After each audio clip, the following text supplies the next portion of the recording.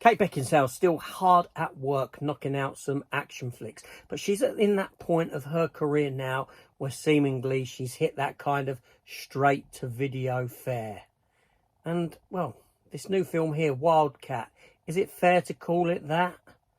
We're going to talk about it now. Kate Beckinsale, action, crime, comedy. Does it work? Let's find out. This film here, Wildcat, it's rated R and runs for 1 hour and 39 minutes. It's directed by James Nunn, who, to be honest, I'm not aware of, but I have looked over his filmography, and he has directed a fair few bits, including some of those marine films like 4 and 5 and things like that, and written by Dominic Burns, who clearly I've got no idea of anything that he has done prior to this. This is a film set solely here in London. It's all about Cockney warfare. You've got these two big criminal empires, one run by Charles Dance, playing Fraser Mahoney, who was clearly only on set for 1 day. The other played by Alice Krieg, Star Trek. She was the Bald Queen. She's aged quite a bit. She plays Christina Vine. And these are the two big empires, the criminal empires in London. And you've got Kate Beckinsale, and she's an ex-special forces woman who's now got a kid and this sort of a thing, and her gig gets kidnapped, and she's brought into the fray to do this job to pay back money that her brother owes, which is the reason why the kid has got kidnapped, and she has to pay it. It has to be paid to the Charles Dance's character, who runs the biggest organisation, but they go in and they rob Christina Vine, the woman below that, to pay off Charles Dance. And yeah, it's kind of like a Guy Ritchie kind of a movie. It very much plays homage to a lot of what Guy Ritchie does. It tries to be that, but my God, Jesus Christ. I mean, this is proper Cockney.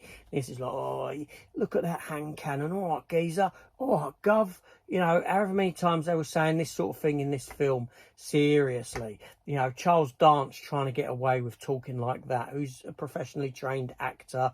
And you've got Kate Beckinsale. She's quite well-to-do as well. She's knocking out the old Cockney rhyming slang out of her mouth. Apples and pears, dog and bone, gov. All that nonsense. So like I said, this film is rated R. It's pretty violent. It's got a lot of gunplay in it and this sort of a thing. But at 1 hour and 39 minutes, it does overstay its welcome. And I was waiting all the way through to see Kate Beckinsale's character of Ada show a bit of remorse with regards to her daughter having been taken because of this situation that she finds her in, brought about by her brother, played by Rasmus Hardiker. Edward is the character's name. You've got a American fella in it called Roman. His name is, he played by an actor called Lewis Tan, who people may be aware of. I do recognise him, but I can't pinpoint to what he is from. Now, the film does offer up a couple of twists.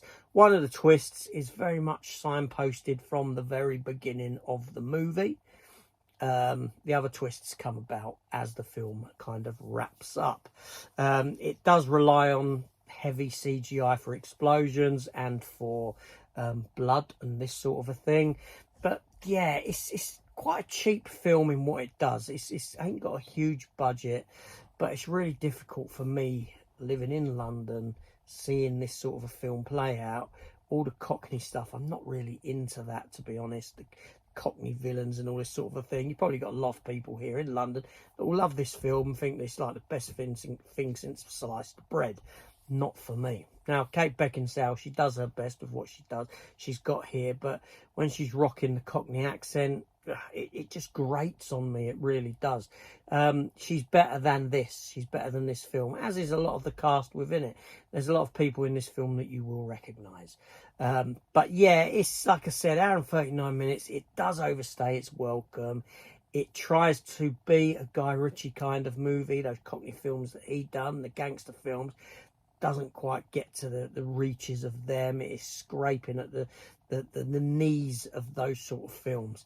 It's just another Kate Beckinsale straight to video action fest movie that will be completely forgotten by the time you wake up the next morning after watching it. There's really not much on offer here in this movie. Yeah, one to skip, most definitely. And also, ironically, the second movie in a row for Kate Beckinsale where her daughter gets kidnapped. Can you believe it?